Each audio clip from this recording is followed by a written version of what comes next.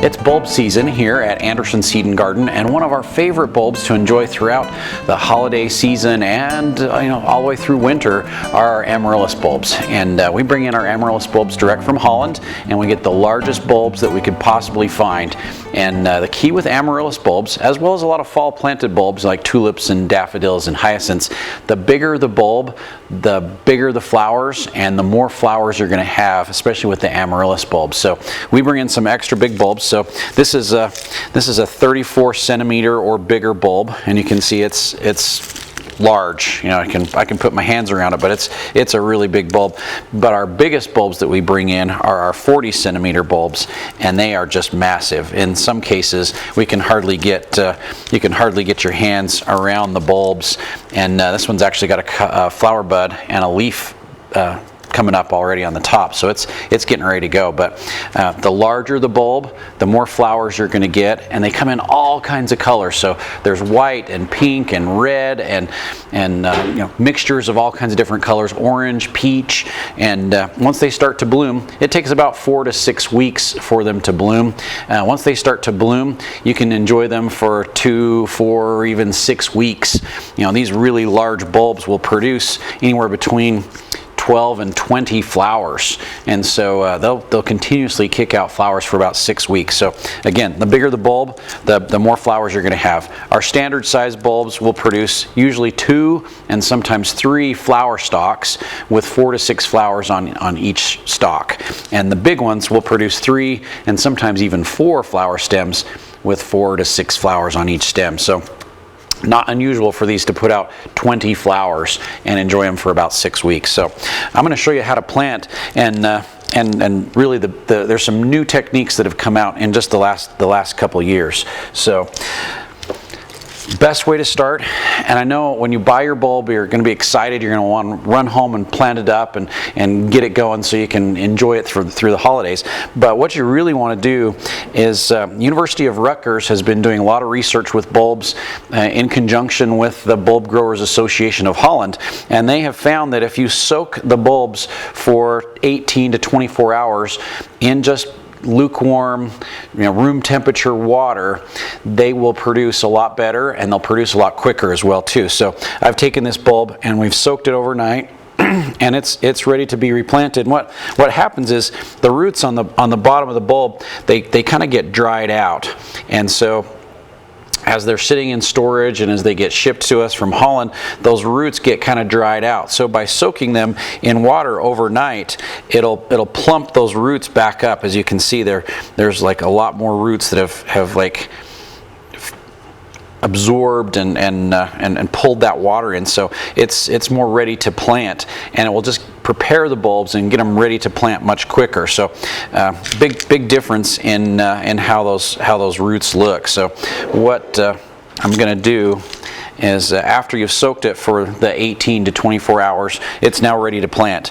And we like to put them in just a plain nondescript pot. You can put it in a more decorative pot, whatever you want to do, but we like to put them in an inexpensive pot and put it in a basket or put it in a nicer, more decorative planter afterwards. It just is easier to work with. And let's say you've got your grandma's prize ceramic pot and you're bouncing it around, there's always a chance to break it. So we like to pot in a very inexpensive pot, and if you happen to drop it, it doesn't really matter.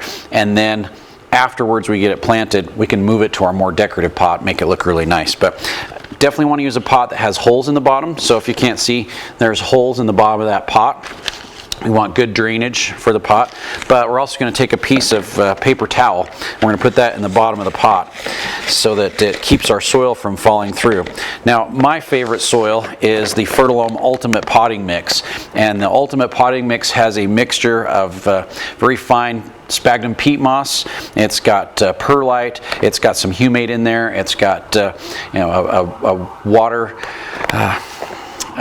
agent to help the water penetrate in as well too, so a soil penetrant as well. This is just the nicest, best quality soil that we can get. As you can see, it doesn't have bark or junk in it. It's just the cleanest, nicest soil that we can get our hands on.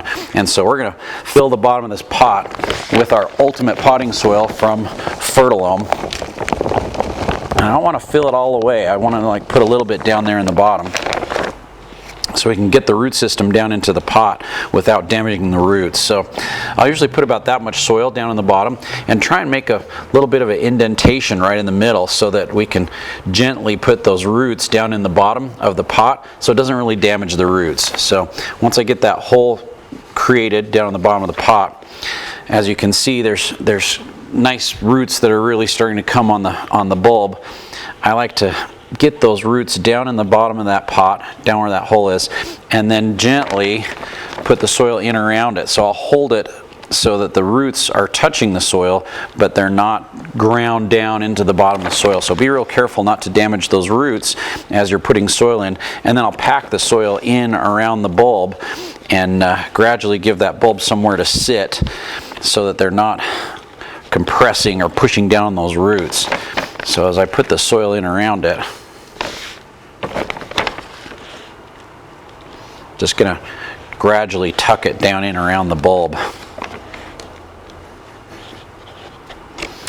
Now, the positioning of the bulb is kind of important. We like to have about half of the bulb sticking up out of the soil.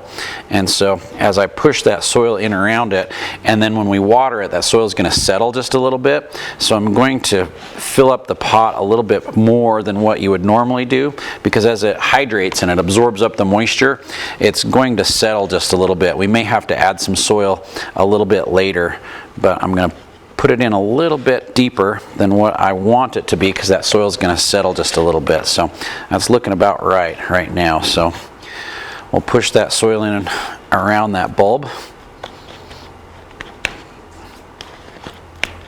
Then what I like to do is water it and get that water to start absorbing. Now as we water the bulb, we want that water to drain through on the bottom.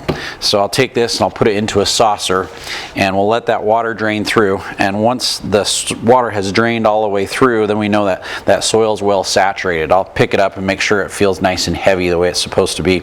And then I really won't water it a whole lot more until it starts to produce a flower bud. You know, maybe once every week to 10 days, just to get things going. But after we've hydrated it already in water, it should come along a little bit quicker. And so maybe once every week to 10 days, just to kind of help keep that soil moist. But once a flower bud starts coming out of the top of the bulb, then you're going to want to water it more frequently. So about every 4 or 5 days to keep that soil moist as it's producing the flowers. And then in addition to our Fertilome potting soil, we're going to use a Fertilome Garden Coat 6 fertilizer, which is a slow release fertilizer. It lasts about 4 to 6 months. And so as our amaryllis is really starting to grow, take that top off, we want to have a little bit of fertilizer in there for it. So they can produce flowers without the extra fertilizer, but we like to start fertilizing them right off the bat to really help that bulb absorb up the nutrient that it needs, and then it really helps when the bulb is recovering so we can get it to come back again next year. So a lot of great beautiful colors of amaryllis that we can plant. Super easy to do, and usually it takes about 4 to 6 weeks for it to bloom, and then in a lot of cases it's blooming for 2 to 4 to maybe even 6 weeks. You get to enjoy those flowers for a long time. So super easy to do, very simple process. Make sure you use the best soil you can possibly find, a little bit of fertilizer, soak those bulbs, and you'll be super successful with your amaryllis.